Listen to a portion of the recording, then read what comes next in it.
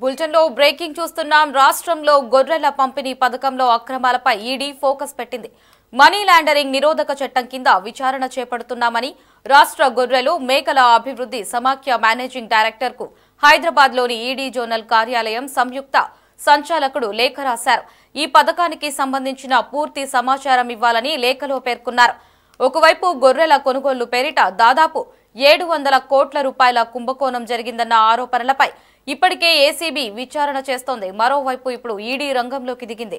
భారీగా డబ్బు చేతులు మారినట్లు అభియోగాలు వెల్లువెత్తడంతో ఇతర రాష్ట్రాలలోనూ లింకులు ఉండడంతో ఇందులో మనీ లాండరింగ్ కోణంపై ఎన్ఫోర్స్మెంట్ డైరెక్టరేట్ దర్యాప్తు చేయనుంది.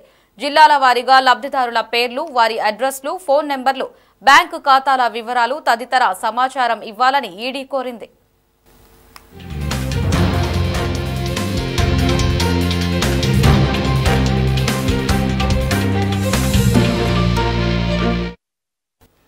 గొర్రెల కొనుగోళ్ల కోసం సమాఖ్య నుంచి ఏ జిల్లాల అధికారులు ఖాతాలలో నిధులు జమ చేశారో వారి వివరాలు, ఆయా బ్యాంకు ఖాతాల సమాచారం, లబ్ధిదారుల వాటాగా జమ చేసిన నిధులు ఏ ఖాతాల్లో జమ అయ్యాయో వివరాలు ఇవ్వాలని ఈడీ కోరింది. అదేవిధంగా గొర్రెల రవాణా ఏజెన్సీల సమాచారం, వాటికి జరిగిన చెల్లింపుల వివరాలు, గొర్రెలకు కొనుగోలు చేసిన దాన్ని ఏ లబ్ధిదారులకు పంపించారు, దీనికోసం ఎవరికి నిధులిచ్చారనే అంశాలకు సంబంధించిన సమగ్ర సమాచారం ఇవ్వాలని ఆదేశించింది.